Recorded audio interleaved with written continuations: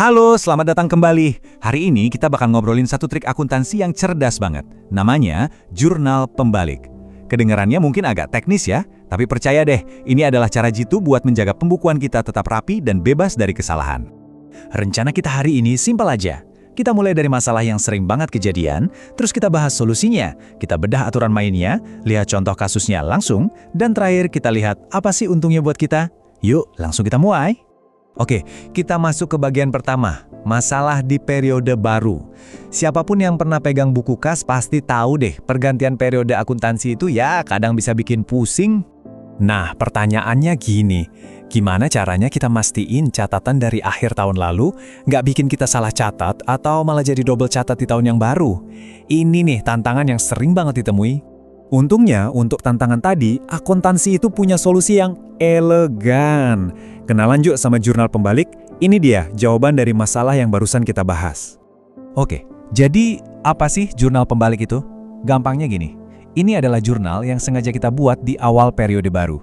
Tujuannya, buat ngenolin lagi atau membatalkan beberapa jurnal penyesuaian yang kita buat di akhir periode kemarin. Ingat ya, kuncinya ada dua, dibuat di awal dan tujuannya membatalkan. Terus, kenapa kita harus repot-repot bikin jurnal ini kalau sifatnya aja opsional? Oh, karena manfaatnya gede banget. Anggap aja ini kayak tombol reset buat akun-akun tertentu. Jadi pas nanti ada transaksi beneran, nyatetnya jadi jauh lebih gampang. Kita nggak bakal kena resiko nyatet double, dan yang paling penting, bisa banget ngurangin salah catat karena keliru. Eits, tapi tunggu dulu, ada aturannya. Penting banget nih buat diingat, kita nggak membalik semua jurnal penyesuaian. Ada aturan spesifik soal mana yang perlu dibalik dan mana yang nggak boleh. Jadi, pada dasarnya ada 4 jenis akun nih yang biasanya jadi kandidat buat dibalik. 2 yang pertama ini yang paling umum yaitu beban dan pendapatan akrual. Gampangnya sesuatu yang udah jadi hak atau kewajiban tapi duitnya belum pindah tangan. 2 lagi itu beban dibayar di muka dan pendapatan diterima di muka. Tapi, ada syaratnya. Ini cuma dibalik kalau dari awal kita nyatetnya sebagai beban atau pendapatan. Kalau nyatetnya sebagai aset atau utang, ya nggak perlu. Oh ya, jurnal kayak penyusutan aset itu udah pasti nggak pernah dibalik ya. Oke, teorinya udah cukup ya. Biar nggak ngawang-ngawang, kita langsung aja lihat gimana cara kerjanya di dunia nyata. Kita pakai contoh dari CV Maju Jaya, biar semuanya jadi lebih kebayang.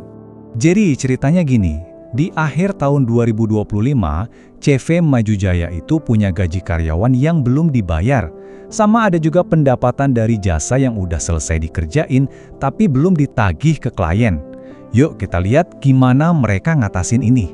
Pertama, mereka bikin jurnal penyesuaian buat gaji di akhir tahun 2025. Beban gaji sebesar 1,5 juta rupiah diakui di tahun itu walaupun duitnya belum keluar. Nah, lawannya dicatat sebagai utang gaji. Ini standar akuntansi akrual kok. Nah, disinilah keajaibannya terjadi.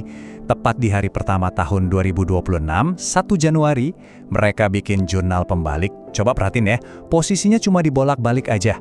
Utang gaji jadi di debit, beban gaji jadi di kredit. Ini gunanya buat mempersiapkan pembukuan untuk pembayaran gaji yang sesungguhnya nanti. Sekarang kita pindah ke sisi pendapatan. CV Maju Jaya udah nyelesain kerjaan senilai 2,5 juta. Jadi mereka berhak dong ngakuin itu sebagai pendapatan jasa di 2025. Dan mereka juga mencatat piutang usaha, meskipun kliennya belum bayar. Dan, ya polanya persis sama. Pas tanggal 1 Januari 2026, jurnalnya tinggal dibalik. Pendapatan jasa yang tadinya dikredit, sekarang pindah ke debit, dan piutang usaha jadi dikredit. Gampang kan? Sekali lagi, ini semua demi persiapan yang cerdas buat periode baru. Terus hasilnya apa? Nah, ini dia bedanya, dan ini penting banget. Kalau pakai jurnal pembalik, pas gajinya beneran dibayar di bulan Januari, akuntannya tinggal bikin jurnal standar yang simple banget. Gak perlu pusing-pusing lihat catatan lama. Tapi kalau tanpa jurnal pembalik, mereka harus bikin jurnal yang lebih ribet buat mastiin akun utang gajinya lunas. Dan ini, jujur aja, rawan banget salah. Oke, kita udah sampai di bagian akhir nih. Yuk kita rangkum kenapa langkah yang kelihatannya sepele dan opsional ini sebetulnya bisa jadi senjata rahasia yang ampuh banget dalam akuntansi. Jadi, ini dia poin-poin penting yang harus kita ingat. 1. Jurnal pembalik itu opsional, tapi sangat-sangat direkomendasikan. 2. Dibuatnya selalu di awal periode baru. 3. Tujuannya buat menyederhanakan pencatatan di masa depan. 4. Ini cara efektif buat ngurangin kesalahan dan jaga konsistensi. Dan 5. Ingat, cuma jenis penyesuaian tertentu aja yang perlu dibalik. Terima kasih banyak ya udah meluangkan waktu nonton sampai akhir. Kami harap banget penjelasan ini bisa bantu bikin konsep akuntansi jadi lebih jelas dan bikin Anda jadi lebih percaya diri. Kalau Anda ngerasa ini bermanfaat, jangan lupa ya buat klik tombol like, share, dan subscribe biar nggak ketinggalan materi-materi berikutnya. Nah, sebagai penutup, sekarang gantian nih saya yang mau dengar dari Anda. Menurut Anda, konsep akuntansi apa lagi sih yang sering bikin bingung dan perlu banget kita bedah tuntas di kesempatan berikutnya? Coba deh tulis ide Anda di kolom komentar di bawah ya.